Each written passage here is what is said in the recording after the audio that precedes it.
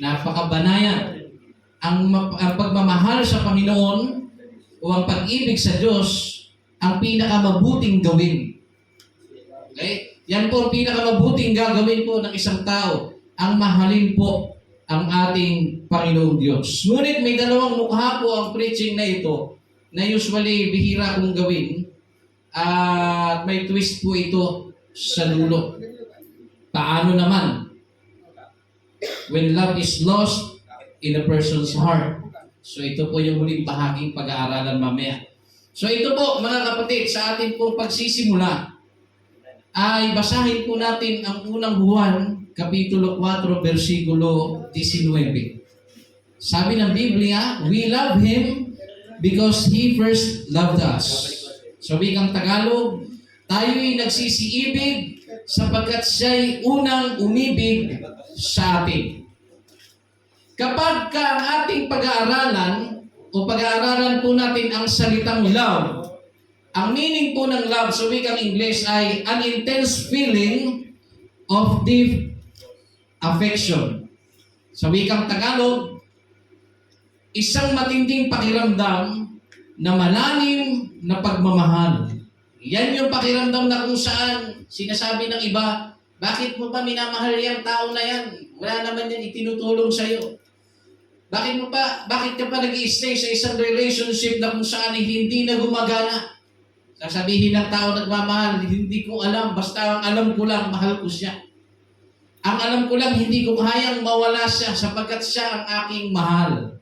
Yan po yung tinatawag na intense feeling. At yan dapat ang nararamdaman ng isang taong naglilingkod sa ating Panginoon. Na hindi mo alam kahit na minsan maraming dahilan para sumuko sa Panginoon, pero dahil doon sa intense feeling o yung matinding pakiramdam na yun mga kapatid, hindi mo magawang iwanan ang Panginoon. Naunawahan po ba natin? So yun po ang dapat na nararamdaman ng isang tao naglilingkod sa Panginoon. Bakit po ba natin iniibig ang Diyos? Because meron tayo mga kapatid intense feeling na nararamdaman. So hindi po lahat ng naglilingkod sa Panginoon ay meron pong intense feeling sa Diyos. Yung iba mga kapatid, yung intense feeling nila kapag sila po ay nasa kasaganahan ng buhay. Kapag sila po ay mga walang sakit, sila po ay feeling nila wala po silang mga problema sa buhay. So doon po nagkakaroon ng intense feeling. Pero kapag negatibong nangyayari sa buhay ng isang tao, mga kapatid, yung intense feeling ay nawawala. Gaya rin po yan ang pakiramdam ng tao. Minamahal mo lang ang iyong kapwa sapagkat mahal ka niya. Pero papaano kung dumating ang punto na hindi ka na niya mahal? Dumating ang punto na kung saan hindi niya na masuklian yung pag-ibig na ibinibigay niya sa iyo. Usually ang tao, pag nasaktan yan, yung intense feeling na meron siya, kapag nagdamdam, unti-unti yan humuhupa. Sa hindi malamang dahilan. Subalit kapag ang isang tao talaga, sigurado siya sa kanyang napili, sigurado siya sa kanyang minahal, kahit ilang beses ang saktan, because of that intense feeling, mga kapatid, siya po ay nagpapatuloy kahit sinasabihan na siya ng mga tao na parang na siyang baliw. Baliw sa pag-ibig. At kung magiging baliw ka man lang sa pag-ibig, mga kapatid, mas maigi nang nabaliw ka sa pag-ibig sa Diyos kaysa sa tao, mga kapatid. So dito po sa ating pinag-aralan, o sa ating binabasa o binasa kanina, minahal natin ang Diyos sapagkat siya ang unang umibig sa atin. Tandaan po natin mga kapatid, wala pong pag-uugatan ang pagmamahal natin sa ating Panginoon kung hindi po tayo minahal ng Diyos una sa lahat. Kaya natin natutunan na magmahal dahil ang Diyos ang nagmahal sa atin. At wala tayong alam sa kung ano po ba ang nakakapaloob doon sa pagmamahal kung hindi pinakita ng Diyos ang kanyang pag-ibig. Kasi kung ang bata ay kakausapin mo na wala siyang nalalaman patungkol sa pag-ibig at siya'y nagtanong, Mama, Papa, paano po ako nabuhay? Dahil yan sa pag-ibig namin ng mama at papa mo. Ano yung pag-ibig? Nakakain po ba yun? So yung bata hindi niya alam ang ibig sabihin ng pag-ibig dahil sa kanyang kamusmusan. Sumalit tayo bilang mga tao na mayroong pong mataas na pagkaunawa kasi doon sa mga kabataan o sa mga bata, tayo po na nakakaalam ng tama at mali at nakaalam ng katotohanan ng salita ng ating Panginoong Diyos.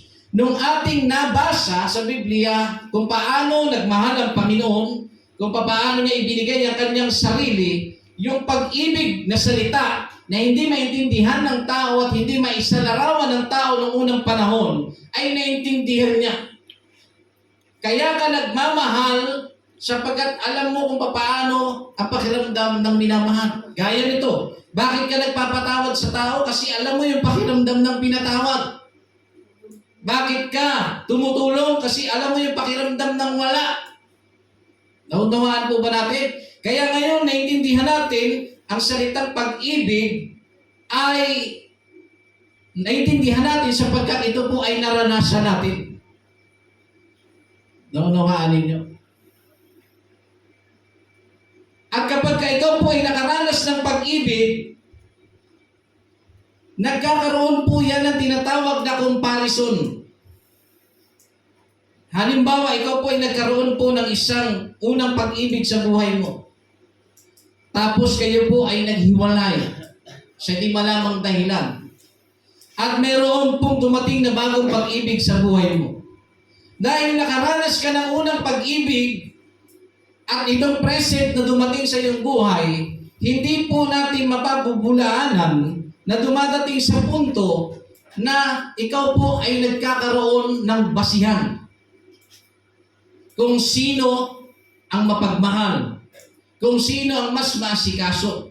Nakuha ninyo? Kaya nga minsan, kadalasan, ang kababaihan, kapag sila po ay nagkaroon po ng minamahal, minsan binabalikan po nila ang kanilang mga past. Buti pa yung dati kong ex. Buti pa yung dati kong ganito. Mas maasikaso siya. At yung tao na present na nagpakita ng pagmamahal, kapag narinig niya ang comparison na sinasabi ng isang babae o isang lalaki, makakaramdam niya ng sakit. Bakit? Dahil yung kanyang pag-ibig na iniaalay ay nagiging questionable. Nakuha ninyo? Nagkakaroon po yan ng Kaya kapag marami kang mga ex o meron kang mga nakalipas na pagmamahal, darating at darating ang panahon na kinukumpara mo.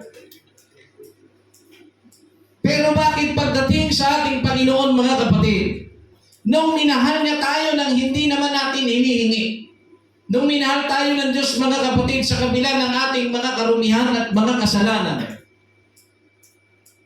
hindi natin siya nagagawang sukatin. Ano ibig sabihin?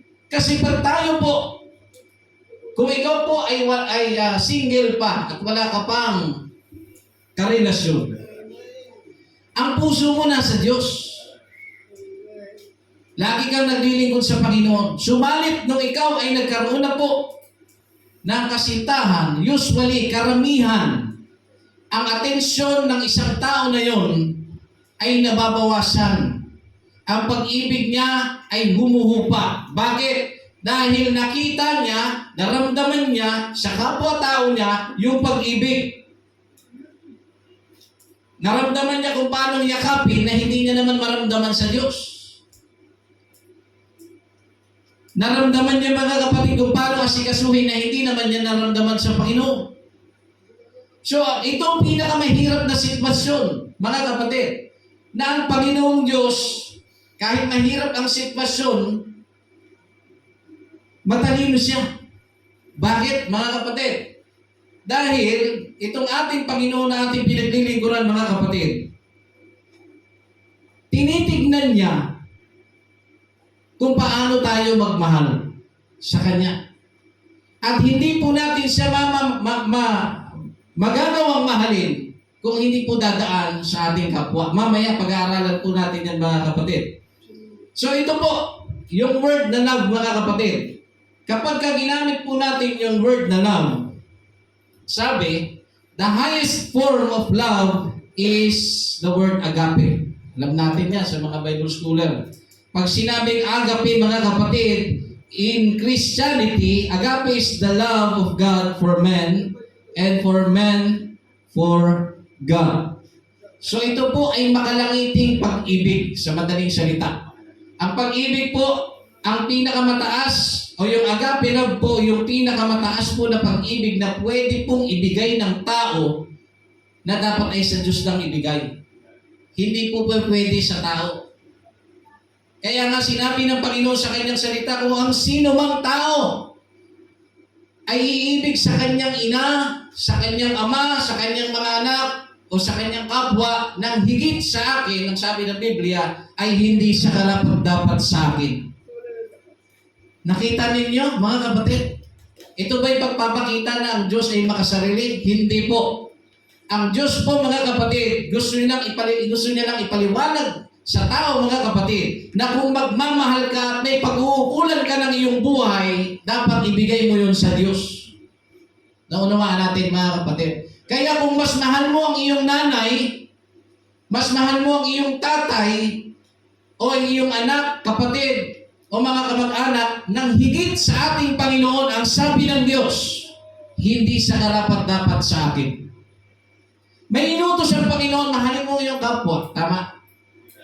Mahalin mo iyong kapwa gaya ng iyong sarili. Mahalin mo iyong ama at ng iyong ina. Nang sa ganun ay lumawig ang iyong buhay. Subalit yung pag-ibig na iniutos ng Panginoon na dapat natin i-apply o ibigay po sa kapwa-tao natin ay yung pag-ibig na pang-tao.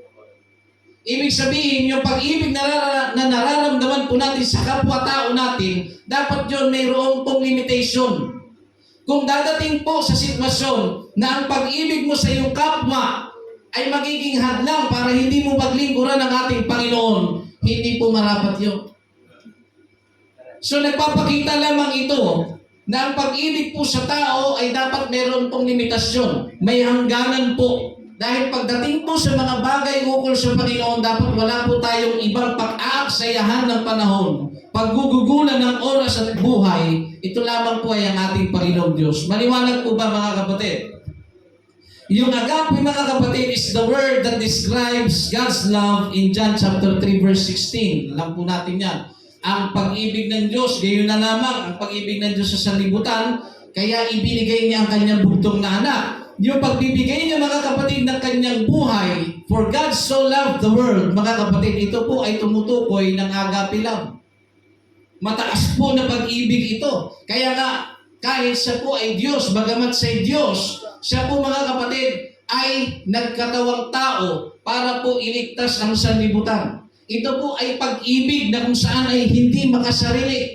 Na kung tutusin, tayong mga tao, mga kapatid, ay karapat-dapat lamang mapunta sa impyerno. Subalit dahil sa pag-ibig na ito, mga kapatid, ng ating Panginoong Diyos, itong agape love na meron siya sa atin, maging ang kanyang pagiging Diyos, mga kapatid, ay naisang tabi, siya po'y nagkatawang tao para po iligtas ang tao, ang mundo, lalo na sa kasalanan, mga kapatid. So ito pong agape love na ipinakita ng Panginoon na miski ang kanyang sarili kaya niyang ibigay sa atin bilang mga tao, ay nararapat ibalik din natin sa ating Diyos. Na bilang tayo pong mga tao, mga kapatid, na nabubuhay at naglilingkod sa Panginoon, kung meron din tayong pag-aalaya ng buhay, walang iba kundi ang ating Panginoon dapat. Amen.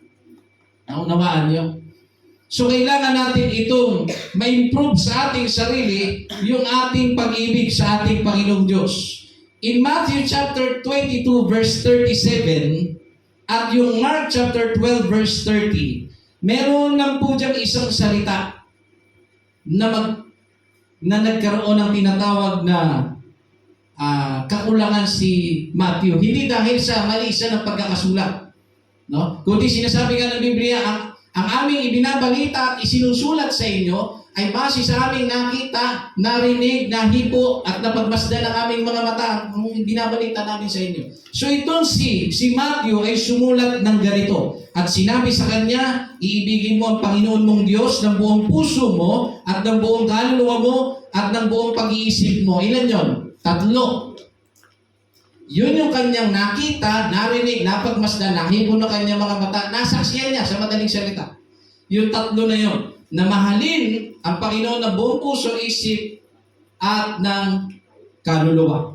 Subalit si Marcos, mga kapatid, ito mga kapatid, pakinggan yung maigi. Si Marcos, 4 ang kanyang isinulat. Na kung tutusin, mga kapatid, wala na pong tatakasan at idadahilan ang tao. Dahil yung huling bahagi na hindi sinulat ni Matthew ay sinulat po ni Marcos at yun po yung buong lakas. Kung babasahin natin yan ng buo at iibigin mo ang Panginoon mong Diyos ng buong puso mo, ng buong kaluluwa mo, ng buong pag-iisip mo, at ng buong lakas mo.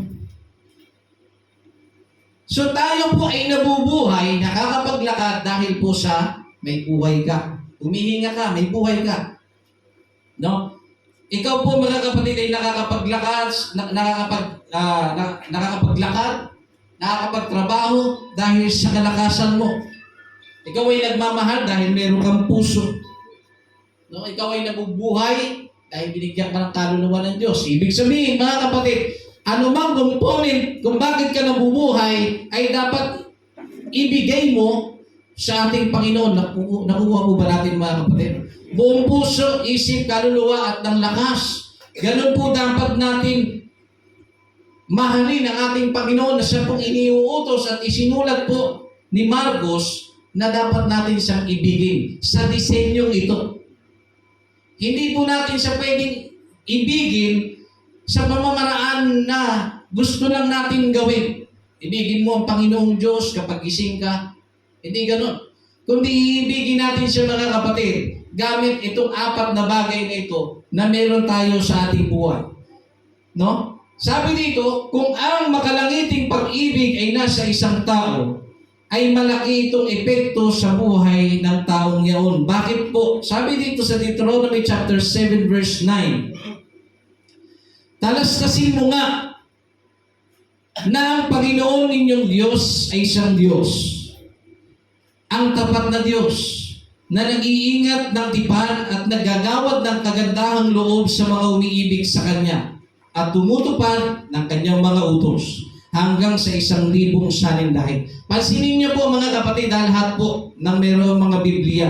Iisa-isahin ko po ang mga salitang ito para po maintindihan po natin.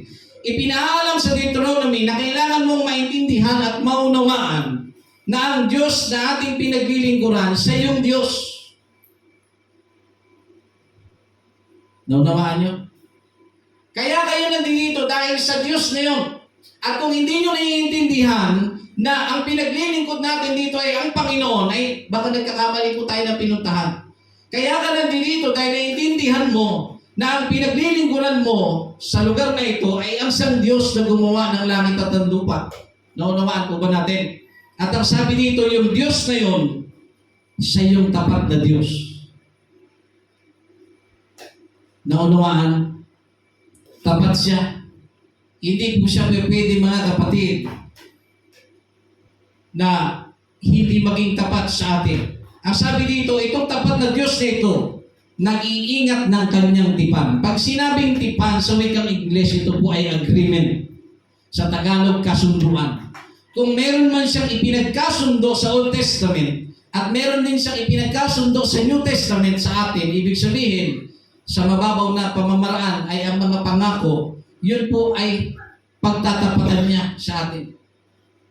Naunawaan natin, mga kapatid. So itong ating Panginoong Diyos, nag-iingat siya ng kanyang mga pangako. Iningatan niya. Isinulat ng mga apostol.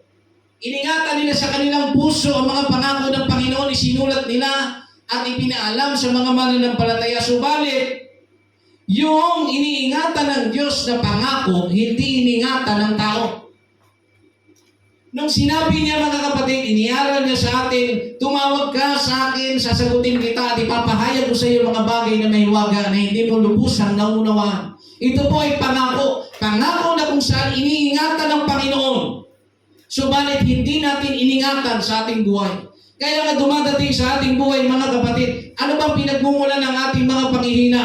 Dahil tayo ay nanghihina, mga kapatid, dumadating tayo sa punto na hindi na tayo makapaglingkod sa Panginoon. Bakit? Dahil ang pangako na iniingatan ng Diyos, na isinulat ng mga alagad ng Panginoon, ay hindi iningatan ng mga taong nagbasa at nakarinig. Walang problema sa Diyos. Ang Diyos ay tapat. Subalit ang tao, mga kapatid, sa kabila ng katapatan ng ating Panginoon at sa kanyang pangako, hindi pinanghawakan ng tao ang pangako. Kaya ngayon, hanggang ngayon, maraming mga Kristiyano, mga kapatid, mahina pa rin ngayon. Sumimba o hindi, parehas ng mahina. Hindi sila sumimba, mahina pa rin. Nung sumimba sila sa Panginoon, ang hina pa rin. Ano ang nangyayari, mga kapatid? Nangyayari ang mga bagay na ito sapagkat yung Diyos, nasang Diyos na pinaglilingkuran ng mga Israelita, nasang pinaglilingkuran natin, nasang Diyos na tapat, nasang Diyos na nag-iingat na kanyang pangako, mga kapatid, ay hindi natin iningatan ng kanyang mga salita. Sabi dito, nag-iingat ng tipan at naggagawad ng kagandahang loob sa mga umiibig sa Kanya.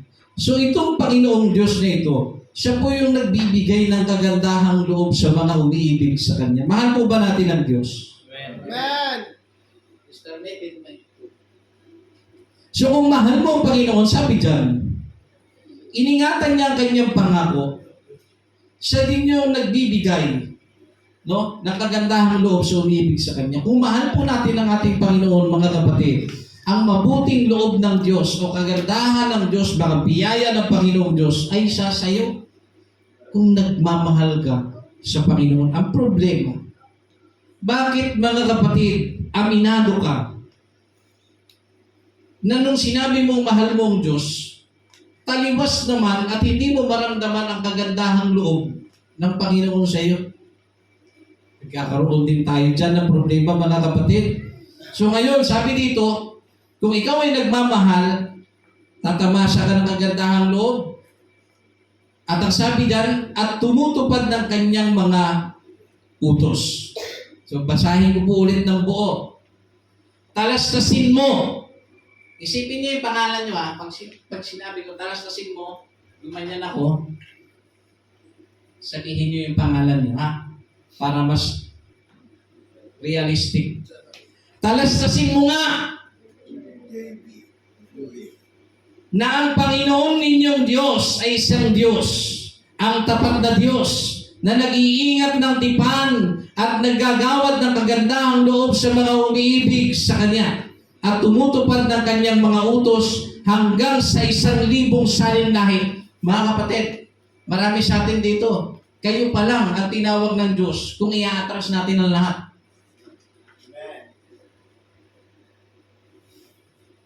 Mga kapatid, pag ilang kayong naglingkod na salinlahi sa pamilya nyo?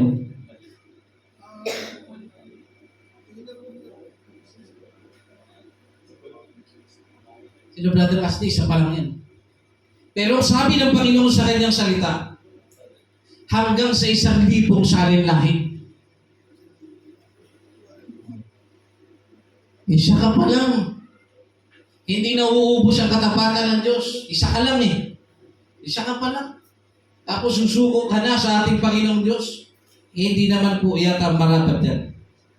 Sumunod. Kapag ang isang tao ay nagmamahal, dapat meron siyang reason. Hindi po ba pwede, wala pong panggagalingan ang pagmamahal kung wala po ikaw rason. Gaya niyan, sinabi sa 1 John 4:19, we loved Him because He first loved us. Minahal natin ang Diyos, natutunan natin mahalin ang Diyos dahil inibig tayo ng Diyos. So nakita natin yung pag-ibig na yun, mga kapatid, na ibinigay o ipinahayag ng ating Panginoong Diyos. So hindi pa pwede na magmamahal ka ng walang dahilan. Kaya napaka malaking kalokohan kapag nagtanong ka sa isang tao na meron siyang iniibig, halimbawa, at tinanong mo siya, bakit mo ako minahal? Yun ang tanong, halimbawa, ng lalaki o babae. Sabihin na natin babae, usually gano'n naman. Sabi ng babae sa'yo, bakit mo ako minahal? Sasabihin ng lalaki, hindi ko alam. Kasi ang pag-ibig, hindi yan na-explain. Mali yun, mga kapatid. Kapag ka ang isang tao na nagmamahal sa iyo at subukan mong tanungin bakit mo ako minahal at hindi niya masagot, may diferensya sa pagmamahal niya sa iyo. Dapat merong dahilan. At nung ako po ay young people pa noon, mga kapatid, yan din ang sabi ko noon. Kasi ang pag-ibig, sabi ko noon, kung nagmamahal ka, hindi mo yung mapapaliwanag kung bakit mo siya minahal. Yun pala ay taliwas, mga kapatid, sa aral ng Biblia. Kahit itong si Haring David, mga kapatid, minahal niya ang Diyos. At siya ang tao na pinakamalapit sa puso ng Panginoon. Sabi yan ng Biblia, mga kapatid. Siya po ang taong malapit sa puso ng ating Panginoong Diyos, si David. At itong si David, minahal niya ang ating Panginoong Diyos. Ano ang sasabihin ni David kung siya po ang ating tatanungin? Haring David. Sabi ng Bible, ikaw ang pinakamalapit sa puso ng Diyos. So, ibig sabihin, matindi ang pagmamahal na ipinakita mo sa Diyos kasi napalapit ka sa Diyos eh. So, tatanungin kita ngayon, Haring David, halimbawa lang tatanungin natin siya. Anong dahilan bakit mong minahal ng Panginoon? Pasagutin natin siya, mga kapatid. Dito po sa Awit, Kapitulo 116, versikulo 1. Psalms 116, verse 1. Sabi ng Biblia, sa wikang English, I love the Lord because He hath heard my voice and my supplication. Sa wikang Tagalog, mga kapatid, aking iniibig ang Panginoon sapagkat Kanyang dininig ang aking tinig at aking mga hiling. Dahil doon, inibig niya ang Diyos. Ngayon, kung kayo naman ang tatanungin, mga kapatid, huwag na kayong sumagot sa inyong puso na lang mamaya pagka tayo po ay maglilingkod sa Panginoon. Mamaya pag nag-worship tayo, sabihin nyo sa Panginoon kung bakit nyo siya minahal. Pwede? Pwede ba yun? Mga kapatid. Mamaya pag nag-altar call, pag tayo nag-worship, kasi ang daming beses at pagkakataon sa buhay natin, sinabi natin pag nag-worship tayo, Lord, mahal na mahal kita. Pero hindi mo kailanman sinabi ang dahilan bakit mo siya minahal. Hanggang ngayon, mga kapatid, napakaraming Kristiyano, yung iba sobrang titibay sa pananampalataya na nagsasabing mahal nila ang Panginoong Diyos at nakikita mo sa kanilang buhay yun at hanggang sa kanilang paglilingkod, pero pag personalize mo, personalin mo sila na tanungin, Brother, Pastor, bakit po ba inibig ninyo ang Diyos? Nakuha niyo, mga kapatid. So, kailangan ninyong sabihin yan sa Diyos mamaya. Si Haring David kasi, yan ang sinabi niya sa Diyos eh. Isinulat niya pa yan eh, kaya aawit yan, mga kapatid eh. Sabi niya, aking iniibig ang Panginoon sapagkat Kanyang dininig ang aking tinig at ang aking mga hiling. Ngayon sa inyo naman, mga kapatid, pag tayo po ay magpupuri mamaya, pag sinabi niyong mahal niyo ang Diyos, sabihin niyo ang dahilan. Kasi napakasarap pong malaman sa isang bagay na nabubuhay. Masarap sa parte niya na marinig kung bakit mo siya minahal. Diba? Kahit sa usapang tao lang. Kahit lugi yung una nag-express. Diba? May ganyan eh. Lugi yung sabi sa mundong ito, pag ikaw ang unang umamin, talo ka. Mali. Mali yun, mga kapatid. Hindi mo masasabi na mahal mo isang tao kung hindi mo sasabihin ang dahilan bakit mo siya minahal. Simple lang naman eh. Pag may nagugustuhan ka, meron kang nararamdaman sa isang tao, bakit mo pa balahin ang sarili mo? Binigyan ka ng bibig ng Diyos. Ba't di mo kausapin? Pero sana, sa tamang panahon, at may basbas ng Diyos. Simple lang eh. Oh, brother o sister, usually lalaki umamin. Sa totoo lang, matagal ko itong tinago sa iyo eh.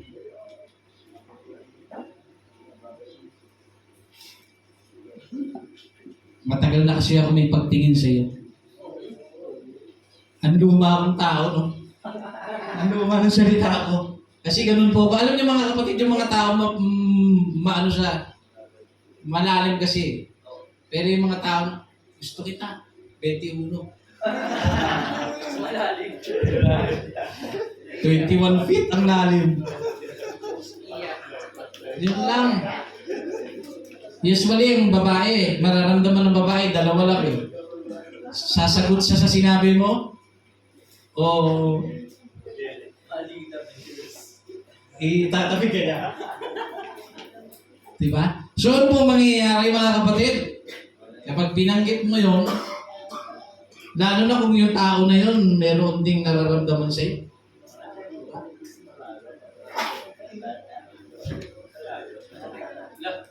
Tapos ang tagal mo lang din nag-aantay kung babae ka. At nagpahayag sa iyo. Sa usaping pag-ibig, hindi kailangan ng pakipot. Kung parehas kayo naglilingkod sa Diyos,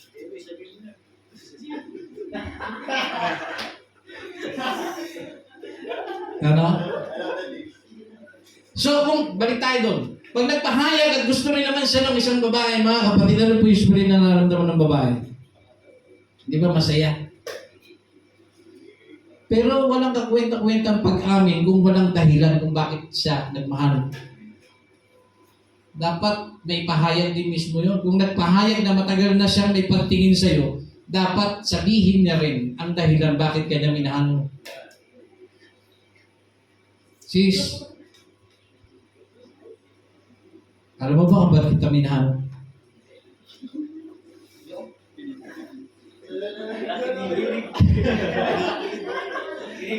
Alam mo kung bakit? Basta ang alam ko, hindi mapaliwanag ang pag-ibig. Mga kapatid, kapag gano'n, sasabihin mo dahilan kung ikaw ay lalaki. Di ba? Kaya kita minahal kasi nakita ko kung paano ka naglingkod sa Panginoon. Kaya kita minahal kasi nakikita ko sa iyo na gaya ko kung paano ako maglingkod sa Panginoon. Tayo yung magiging match sa dulo.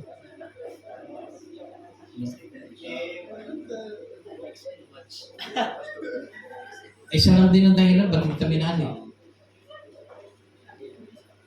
Kasi kung paano mo pinakita yung pagmamahal mo sa Panginoon at nakita ko yun.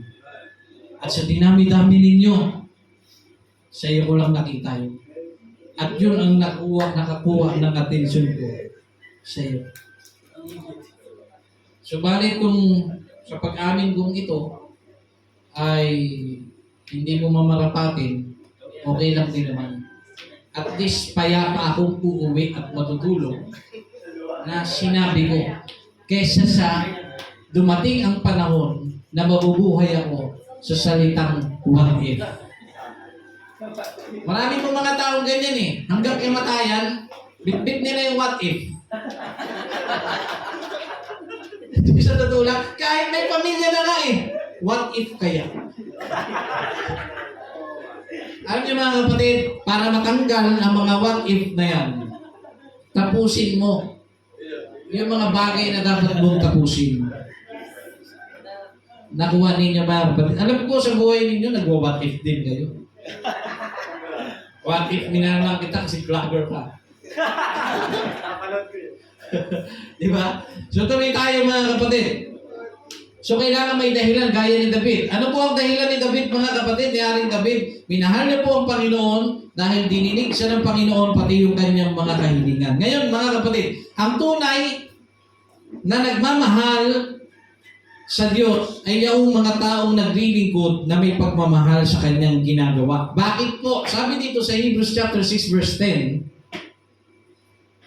sapagkat ang Diyos ay hindi liko upang limutin ang inyong gawa at ang pag-ibig na inyong ipinakita sa kanyang pangalan na inyong sa inyong paglilingkod sa mga banal at hanggang ngayon nagsisipaglingkod kayo. So ito pong paglilingkod, dalawa po ang pinapakita dito, yung paglilingkod sa Panginoon at ang paglilingkod sa mga banal. Yung tinutukoy na mga banal po dyan, mga kapatid, dyan po ay mga kapatiran. So wikang English, dito ko gustong kukunin. Sabi dito, for God is not unrighteous to forget your works and your labor of love.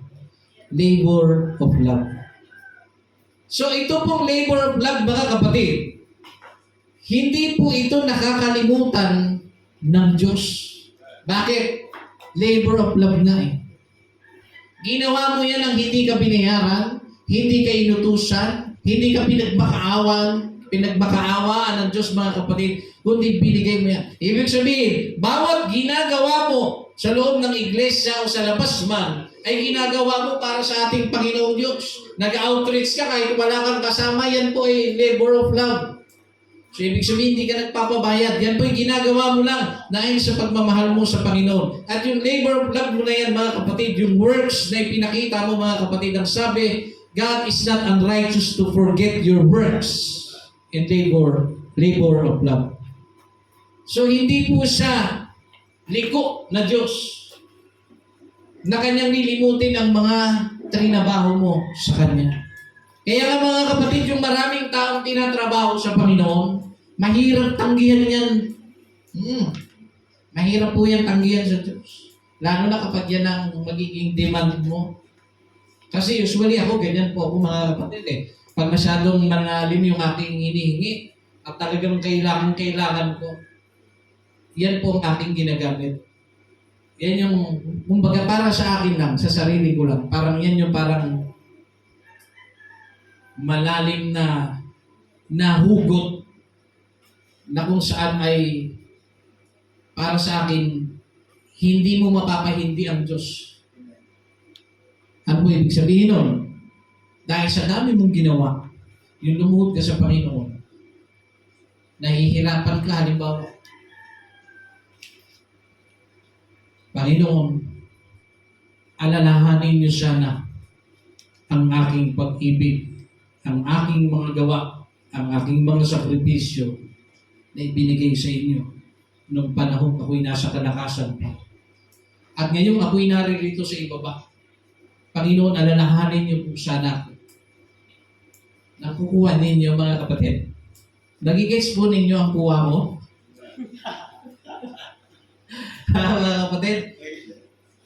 Kasi napakahirap. Ang tawag dyan, demand eh. Di ba?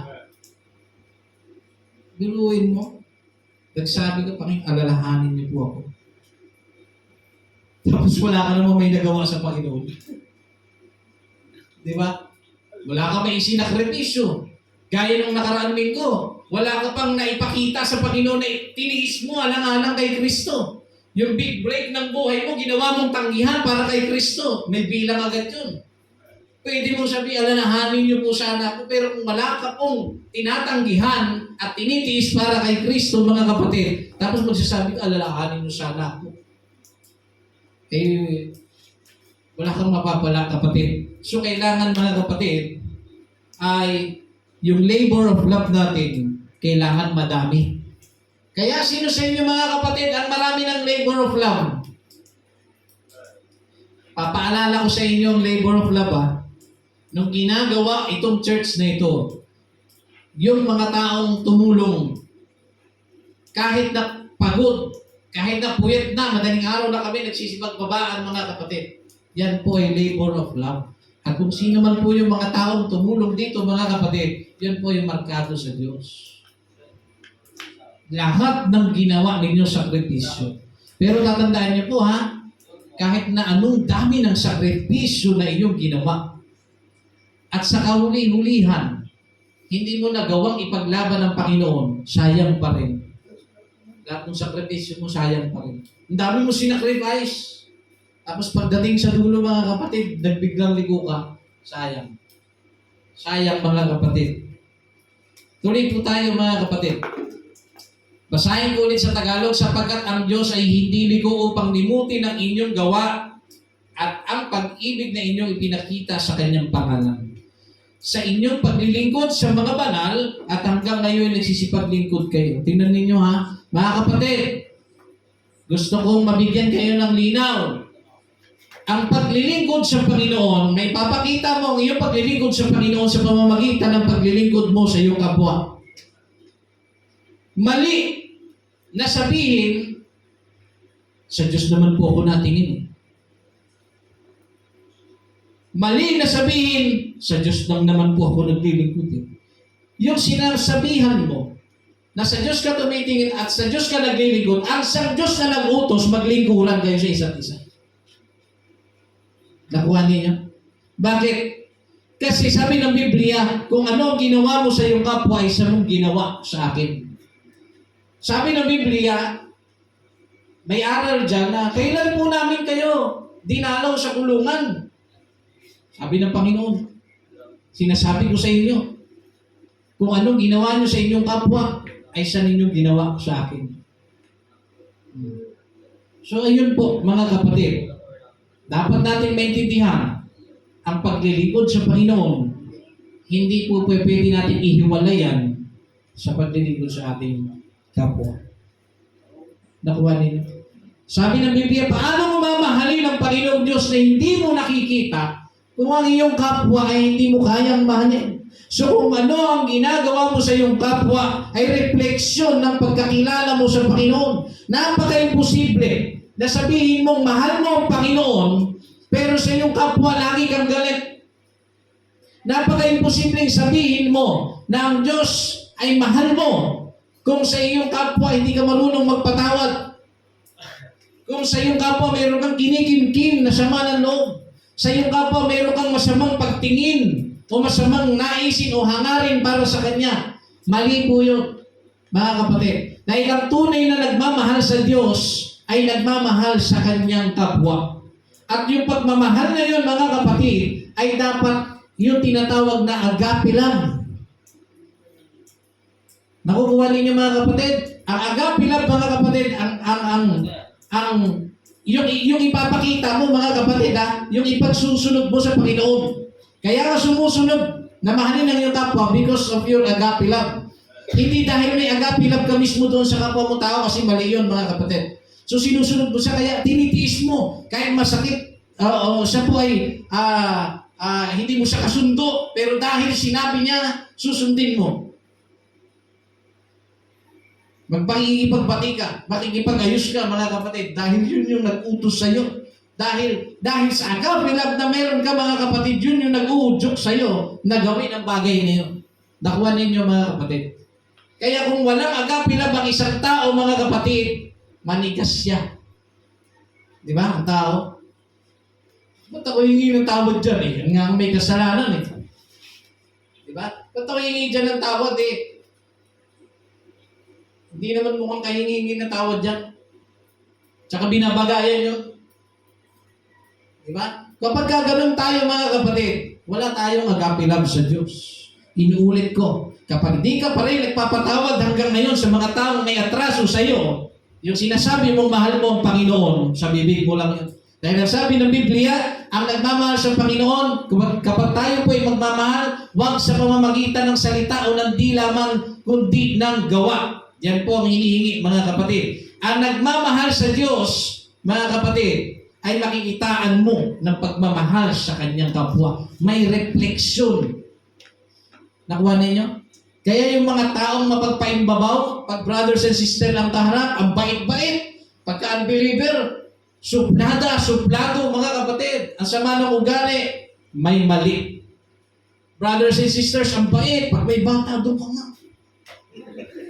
Di ba may mga taong ayaw ng bata? Naiirita pag may bata. Oh. Diba? So ito pong ating tatandaan mga kapatid. Ano man ang ginagawa mo sa iyong kapwa ay refleksyon kung paano mo minamahal ang Diyos. Kasi kung tunay mo minamahal ang Panginoon, lagi kang may reserbang habag sa taong natigas sa mundo. Alam niyo po ibig ko sabihin, lagi kang may reserbang habag. Usually nararanasan niya ng mga leader sa church. Kahit sila na yung ginagawa ng masama, sila na mga kapatid yung nagkaroon ng kumbaga wala namang dahilan mga kapatid. na silang ginawa para pagsamaan sila ng loob o kabigatan mga kapatid na nangyayari sa kanila. Sila pa rin ang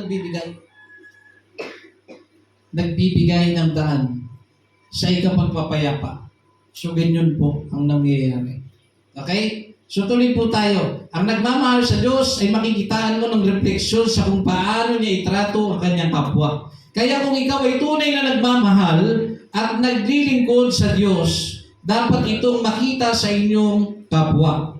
Dahil paano mo mamahalin ang Diyos na di mo nakikita kung ang inyong kapwa hindi mo kayang mahalin. Galatians chapter 5 verse 13, kundi sa pamamagitan ng pag-ibig ay mga lingkuran kayo. So, yung dulo lang po ang kinuha ko yung dulong parte na. Mahaba kasi yan Yung dulo lang po. Sinasabi sa Galatians 5:13, inuulit ko po, kundi sa pamamagitan ng pag-ibig, mga lingkuran kayo. So, ano po ang gagamitin natin kapag naglilingkuran tayo sa isa't isa? Pag-ibig. Sabi sa pamamagitan ng pag-ibig, mga lingkuran kayo. Kaya mga kapatid, kapag may mga pagkakataong may maipaglilingkod ka sa iyong kapatiran, ibigay mo sa kanya.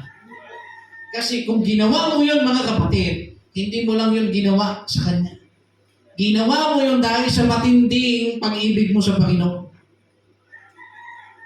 Tuhan nyo? Kaya yung mga tao na pag laging inutusan, Brad, ikaw nang bumili. Lagi na lang ako.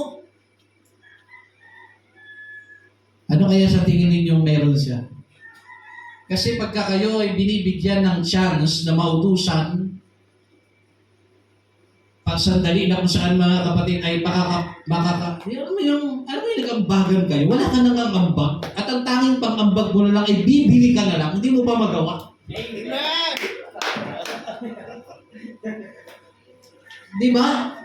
At minsan mga kapatid, yung wala pang ambag, yung pa yung pakuya-kuya-kuya hindi po tama yun mga kapatid. Hindi ko to sinasabi dahil mga kapatid gusto kayong saktan. Kundi gustong ipaunawa sa inyo na makiramdam ka. Kung wala ka talagang may ambag, at least makaramdam ka man lang ng paglilingkod. At pag ginawa mo yan, ang sabi mga lingkuran kayo sa bawat isa. Nakuha niyo mga kapatid. At wag naman sana tayong dumating sa punto na kung wala ka nang inambag, ikaw pa yung galit. Hindi po maganda yun mga kapatid. Hindi ko lang maalala kung kailan ito nangyari. Yung tungkol sa Lucky Me Chicken at saka Lucky Me Beef. Doon yata sa babae. Sabi, bakit anong lasa niyan? Pag pinagsama yan. Siyempre ako, wala akong pakialam Sa parehas ng noodles yun At saka, ang matapang dyan, baka. Kailan kayo nanalo na ang manok nanalo sa baka? Sige, kahit naging magtari yung baka. Yung manok. Pag yan natapakan ng baka, durug ang leg niya. Lawit patitila yan. Di ba? Di ba hindi ka nanalo ang manok? Pero pag niluto mo yan mga kapatid, di ba? Sa realidad, hindi mananalo manok. Pero kapag sa lutuan, totoo talaga. Hindi talaga manalo ang Lucky Me Chicken sa Lucky Me Beef pag pinagsama mo. Di ba napansin ninyo? Mas matapang pa rin ang baka. So, ba't ka nagre-reklamo? Mga kapatid? Ito pa bigyan ko ng logic ito, para wag to mangyari correction lang to para sa lahat. May mga taong mahilig po sa sili.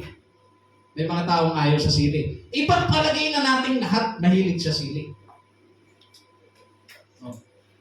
Bumili ng Lucky Me na hindi maanghang. Nagalit ka kasi walang sili. Anong ginawa mo? Nagdurog ka ng sili. Totoong sili. Nilagay mo doon. Lucky Me spicy. Di ba? Ginawa mo ng paraan. Pero tingnan niyo yung logic Hindi siya maanghang. Chili mansi. Tapos, spicy. Di ba usually ang pansit, nilalagyan ng Kalamansi. kalamansi. Tama o mali? Pero bakit pag binili mo, anong lasa niyan? Nagigets din niyo mga kapatid? Ha? Para ka lang din naglagay ng kalamansi doon sa ating spicy mo, pinagsama nyo lang, ang diferensya lang nun yung kalamansi. So parehas lang yun mga kapatid. Kaya kung ano man ang bilihin mo dyan, at kung sinabi ng tindera, ay isa na lang ating spicy, tapos tatlong chili mansi. Ay, pangit po lasa niya. Look. Nakukuha na yung mga kapatid. Ha? Parehas lang yun. Oh. Mahilig ka sa mga, kasi naman sa mag-ano ka pa ng sili, magdurog-durog ka pa dahil sa gusto mo magsili. Di, dagdagan mo na lang ng lakami na pansit kanto na chili. Di ba? Hindi ka pa gumastos ng 3 pisong sili na ganito lang kali. Di ba? Tuloy po tayo mga kapatid. Dito po tayo sa conclusion. When love is lost in a person's heart, mga kapatid, kasi kanina pinag-aaralan po natin yung loving God is the best thing to do. Yung pagmamahal sa Diyos, napakadaming benepisyo, mga kapatid. Nakikinig po ba kayo? Ang daming benepisyo. Pagmahal mo ang Diyos, mga kapatid, ang masaganang pagpapala sa sayo. Pag minahal mo ang Panginoong Diyos, mga kapatid, ang buhay mo lalawig. Pag minahal mo ang Panginoon, mga kapatid, ang buhay mo hahaba. Magkakaroon ka ng kapayapaan, ng kasiyahan. So napakaraming benepisyo. Pero paano kung dumating tayo sa sitwasyon na ang pag-ibig po natin ay lumamig? Yan. Kapag nawala na po mga kapatid yung ating pag-ibig doon sa ating manlilikha. Ito po ang gusto kong maintindihan ninyo. Kung pag-uusapan po ang pagmamahal at paglilingkod, makinig po kayo. Hindi po lahat ng naglilingkod sa Diyos ay nagmamahal sa Diyos. Pero yung mga nagmamahal, hindi pa pwedeng hindi naglilingkod sa Diyos yun. Naunawaan niyo po mga kapatid. Ngunit, kung tunay na nagmamahal po ang isang tao, siya po mga kapatid ay dapat na naglilingkod. At ito po mga kapatid, bago po mawala ang pag-ibig ng tao, meron pong tinatawag na slowdown. Nag-i-slow down, bumabagal ka mga kapatid. Kaya nga mga kapatid, yung mga backslider, bago mag-backslide, nag-i-slow down muna yan. Hindi po yan pwede mga kapatid, sobrang init ng revival. Naka-receive siya, tapos kinalingguhan nag-backslide. Hindi ganun yun, hindi normal yun. Nag-i-slow down yan mga kapatid. Ano po ang mga nangyayari? Umihina. Dumadala ang fellowship. Dumadalang ang pagdalo sa gawain mga kapatid. Yun po ang nagiging dahilan bago mag-backslide. Usually mong ginagawa sa Diyos ay unti-unti nang nawawala at ang problema, hindi mo yun ay nararamdaman agad. Hanggang darating ka na lang sa sitwasyon na ayaw mo na makakita ng kapatiran, ayaw mo na makarinig ng preaching, ayaw mo na makarinig ng worship song, halos gusto mo lang lumabas sa GC. Nag-i-slow down ka.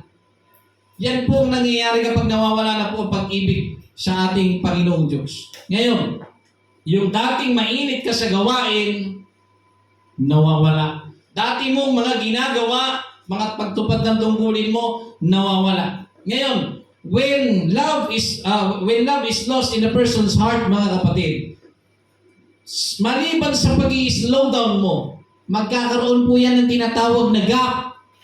Marami po sa atin, mga kapatid, maraming gap. Pag sinabing gap, mga kapatid, ito po yung tinatawag na pagitan. Realidad po yan. At alam ko, na alam ninyo, na marami sa atin may mga gap sa oras na ito. Hindi na natin maipakita, mga kapatid, yung pagmamahal natin, mga kapatid, sa bawat isa. At hindi na maramdaman ng ating Diyos na lumikha ang ating pag-ibig. Dahil tayo mismo sa ating mga sarili, naglagay ng boundary, mga kapatid. Yung dati mga kapatid, napito lang kami, solid, ang saya namin. Pag walang pamasahe yung isa, bigay. Ayan, alis kami. Ang saya namin mga kapatid. Walang gap. Subalit nung dumami, habang dumadami mga kapatid, dumadami din ang problema. Dumadami mga kapatid ang pagsubok. Dumadami mga kapatid ang kailangang lutasin ng mga bagay-bagay na hindi tama. At kasabay ng mga bagay na ito, nagkakaroon po ng napakaraming gap sa atin. Tandaan po natin, magkaiba po ang division sa gap. Ang division, ito po ay pagkakataon na kung saan ay may grupo at kabilang grupo nagdi-divide. Yung gap, mga kapatid, sa pagitan mo yon at ng iyong kapwa. Na kung minsan, mga kapatid, ito po dapat ninyo maintindihan. Yung dating usually ninyong pagkakapatiran, nagkakaroon, mga kapatid, ng gap dahil sa pag-slow down. Nakuha ninyo? Dahil sa pag-slow down, mga kapatid, at ang pinakamahirap at ang nakakatakot pa nito, yung gap, hindi siya pangkaraniwan. Yung gap, ikaw ang naglagay mismo sa iyong sarili, kaya hindi na kayo naging magkapatiran. Nakuha ninyo mga kapatid? Tandaan niyo yan. Pag once na nag-slow down mga kapatid, papasok yung gap. Isipin po ninyo ang lahat ng marami nating kapatiran na ngayon nawala dahil sa pag-slow down at nagkaroon ng gap. Tingnan ninyo yung mga upuan. Di ba wala sila? Di ba ramdam ninyo may gap? Dahil nag-slow down sila. Tatandaan niyo po mga kapatid, ito ang masakit. Kahit nandito ka, nag-slow down ng iba sa inyo. Sa pag-slow down ninyo mga kapatid, nagkakaroon tayo ng mga gap. At marami sa inyo, marami sa atin mga kapatid, meron kayong mga gap between you at sa inyong kapatiran. Isipin ninyo ngayon mga kapatid, ang dating samahan, humupa na dahil sa gap. At yung gap na yun, napakahirap matukoy ano ang dahilan at kung paano nagsimula. Nakuha ninyo mga kapatid? Nakuha po ninyo? Mahirap talagang matukoy ang gap kapag ikaw ang naglagay. No? So ito po, mga kapatid. Kaya dahil sa gap na yan, yung magmula sa pagiging aktibo, babagal ka. At sa pagbagal mo, lalamig ka, mga kapatid. Nandoon na ang gap, mga kapatid. At ang nangyayari, ang dati mong pag-ibig sa Diyos at sa iyong kapwa ay mawawala. Dahil po yan sa gap. Ang relasyon mo sa Diyos, mga kapatid, unti-unti na pong mawawala hanggang sa tuluyan ka ng mag-backslide. Minsan yung gap, minsan wala pang kakwenta-kwenta yung dahilan ng gap mo eh. Yung dahilan gusto mo lang maramdaman na mahal kaya ako ng mga kapatiran, hindi kaya ako sisimba, tignan ko lang kung dadalawin nila ako. Alam niyo mo ba, dumating ako sa sitwasyon na yun nung kabataan ko. Hindi ako nagsimba kasi gusto ko lang maramdaman kung talagang hanapin nila ako. Hindi ako nagsimba, sinadya ko. Pero yung ginawa ko na yun mga kapatid, napaka-danger nun. Napaka-dangerous nun. Bakit? Kasi kung hindi nila ako dinalaw nun mga kapatid, sigurado backslide ang abutin ko nun, matutuluyan yun. Pero awa at tulong ng Panginoon, yung ako po ay nagpapabebe ng gano'n nung araw, nakita ko sila hapon. Papunta sila sa bahay, papunta sila sa direksyon ng bahay namin. Nagtatambak ako dati ng buhangin. Dinalaw nila ako. Nung pagdalaw nila sa akin, sobrang saya ko. Bakit? Kasi naramdaman ko, importante pala ako sa kanila. Kaya bumalik at nagpatuloy ako. Pero yung ginawa kong gap na yun, sa sarili ko yun. Pero yung mga hinihingi ng pagkakataon na gap, gaya ng mga pagsubok sa mga kapatiran natin, na naglalagay po ng natural gap, kailangan po yun mawala. Sa pamamagitan po yan ng pagdalaw at pakikipagkausap sa kanila. Ngayon, kailangan po natin matukoy ang pinagmumulan ng gap. Saan po ba nagmumula ang gap? Ito po ba yung impluwensya ng mundo? Impluwensya ng kapwa? Ito po ba galing sa pride? Hindi, ayoko. Bakit ako makikipagbate? Bakit ako makikipag-ayos? Wala naman akong kasalanan dyan. Kung naglalagay ng gap. Dahil sa pride mo mga kapatid. Dahil sa kasalanan, nagkakaroon ng gap. May problema sa pagsubok sa kapaghihatian mga kapatid. So there will be a reason mga kapatid kung bakit nag-i-slow down tayo sa paglilingkod sa Diyos. Meron po talaga yan mga kapatid, rason. Hindi ka po uusad sa mundong ito sa paglilingkod sa Panginoon kung puro ka slow down mga kapatid. At ito, tandaan niyo po. Ang pag-slow down ang pinakamalaking perwisyo sa gawain ng Diyos. Alam niyo kung bakit? Naranasan niyo na po ba na nakasakay kayo sa sasakyan tapos slow down ang nangyayari? Yung sa harap ninyo sasakyan, slow down, nagmamadali ka sa likod. Tapos trip niya lang, papatakbuhin niya, tapos mag-slow down siya. Di ba nakakapikon? Naapektuhan ka na nasa likuran at naapektuhan mo pa yung nasa likuran mo. Nakuha ninyo mga kapatid, makinig kayo mga kapatid. Nasa ministry ka man o wala, once na nag-slow down ka, tatandaan ninyo may mga kapatiran sa likod ninyo. Na yun ang dahilan kung bakit din sila nagpapatuloy. Pero dahil sa pag-slow down mo, kung minsan yung slow down na nagbubunga ng aksidente. Dahil sa sobrang bilis ng takbo nila, dahil sa pag-slow down mo, nabangga pa sila.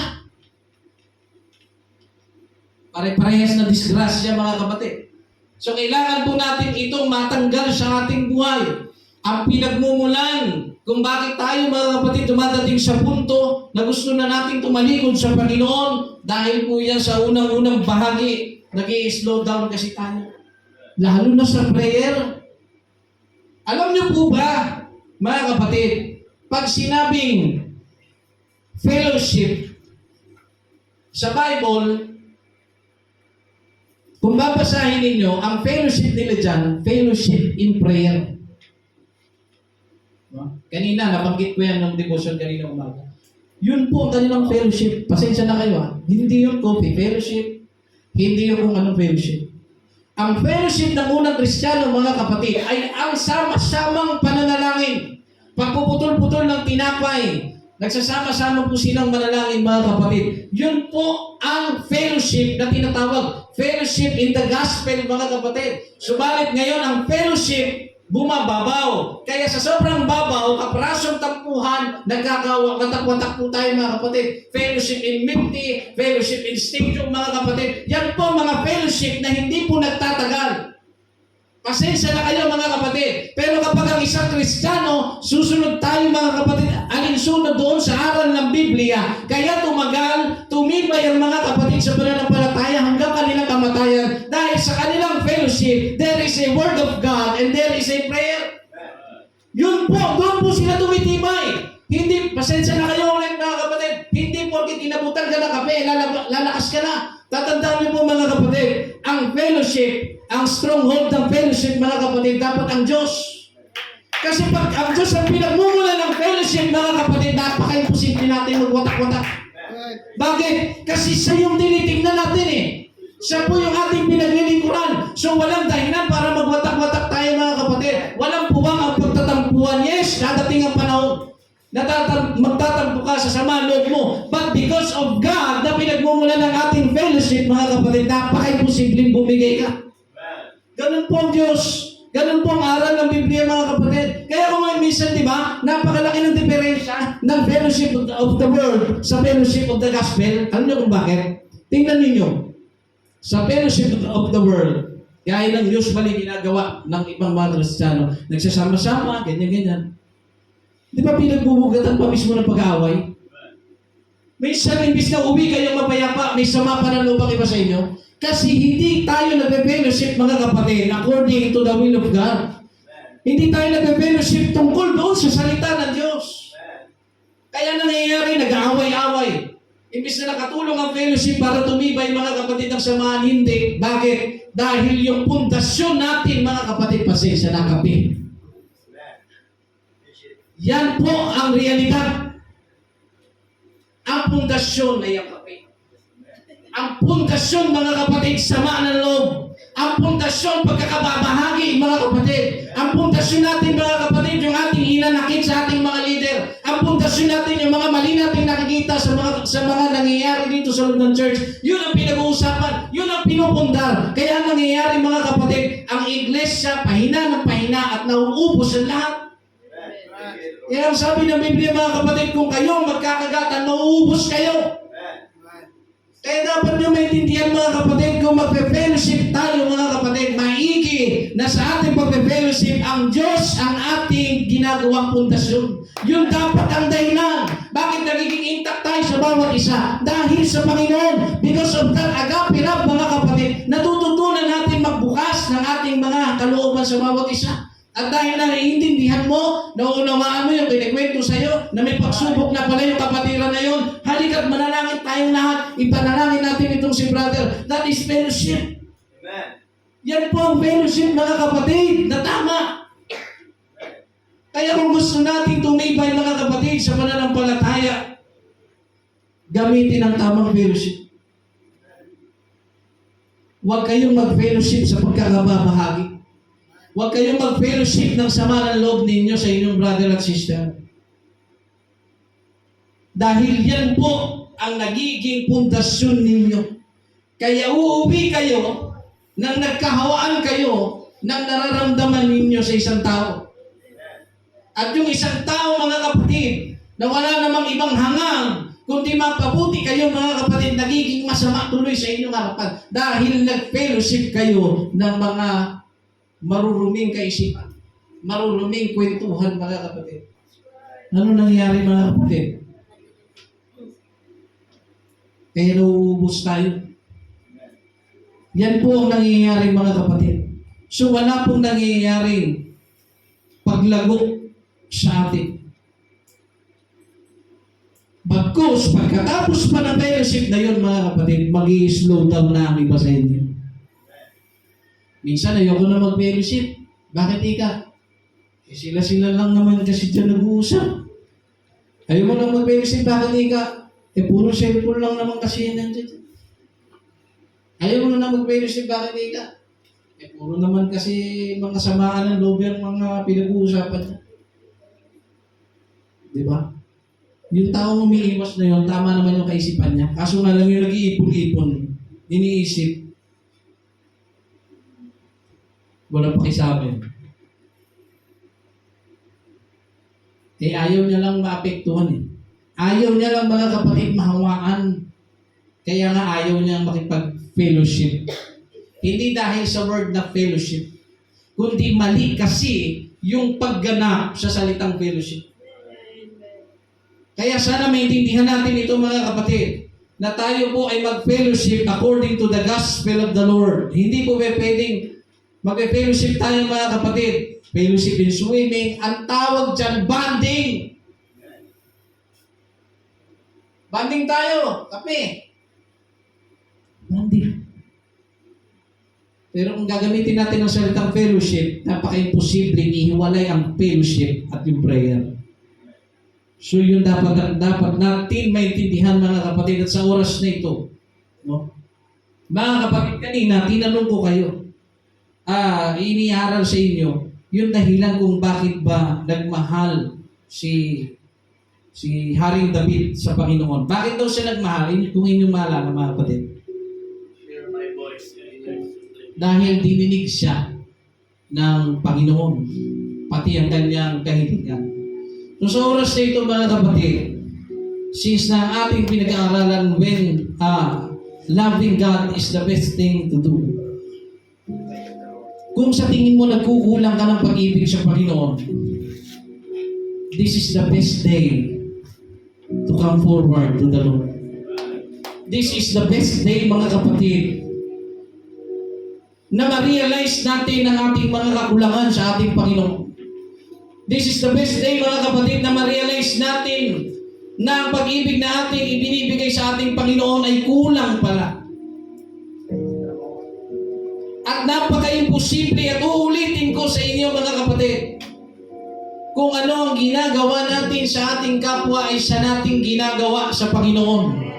Kaya ang tunay na nagmamahal sa Panginoon ay nagmamahal sa kanyang kapwa. At bago mo mahalin ang iyong kapwa, sabi ng Biblia, mahalin mo ang iyong kapwa gaya ng iyong sarili. Kung mahal mo ang iyong sarili, mga kapatid, hindi na magiging mahirap sa iyo na mahalin ang iyong kapwa. At kung mahal mo, mga kapatid, ang ating Panginoong Diyos, at meron kang tinatawag na agape love o yung highly love na pwede mong maramdaman para sa ating Panginoon, dahil sa agape love, nagagawa mong kalimutan ang lahat para magmahal. Yun po ang isa sa pinakamahirap. Yung mag-give way kahit na hindi ikaw ang dahilan ng pagbara. Yung magpatawad kahit hindi ikaw ang dahilan ng away. Napakahirap, mga kapatid, na ikaw ay nasa sitwasyon na hindi ikaw ang pinagmulan ng dahilan, pero kailangan mong magparaya. Pero nagagawa mo yan dahil sa agape love na meron ka. Kaya kung wala kang agape love, mga kapatid, hindi ako magtataka hanggang ngayon nabubuhay ka sa gap, nabubuhay ka sa pagitan, nabubuhay ka, mga kapatid, sa sama ng loob, nabubuhay ka sa kung anumang bagay na hindi tama. To the point, mga kapatid, hindi ka na nakikipag-fellowship. Ang dati mong inig sa paglilingkod sa Panginoon, nawawala na because of that gap. Because ikaw ay nag-slow down. Mga kapatid, ano bang nagiging dahilan ng pag-slow down mo? Sa mga minsang ginamit ng ating Panginoon, nasaan na kayo? Hindi pa kaya nagkakaganyan kayo dahil nag-slow down kayo? At dahil sa slow down, ikaw mismo naglagay ng gap niyan sa sarili mo. Kaya ngayon, hindi ka makapaglingkod sa Panginoon. Ngayon, hirap na hirap ka makabalik sa Panginoon. Bakit? Hindi ang Diyos ang naging dahilan. Ikaw ang bumigay, ikaw ang sumuko, ikaw ang nag-slow down, ikaw, mga kapatid, ang sumuko sa lahat. Hinayaan mo, mga kapatid, na manlamig ka. At hindi po ako magtataka, one of these days, after you slow down, mga kapatid, ikaw ay lalamig. At sa paglamig mo, mga kapatid, darating ang panahon. Kung yung katabi mo, hindi mo na makita ngayon, susunod ka na dyan. Eh sa oras na ito, mga kapatid, ano bang bagay ang walang pakinabang kapag minahal natin ng Diyos? Ano po bang bagay ang hindi maibebenepisyo ng taong nagmamahal sa Panginoon? Wala po. Ang nagmamahal sa Panginoon, mga kapatid, laging may malaking benepisyong natatanggap sa Panginoon. Kaya sa oras na ito, ang sino mang nagmamahal sa ating Panginoon, yung tunay na nagmamahal, kayo po ang tumayo at magpuri sa Panginoon. Kung ikaw ay tunay na nagmamahal sa Panginoon, mga kapatid, sasabihin mo ang dahilan sa araw na ito kung ba't mo siya minahal. Imagine, mga kapatid, ang iba sa atin, sobrang tagal na. Maraming taon na siyang naglingkod sa Panginoon. Maraming beses na nagsabi,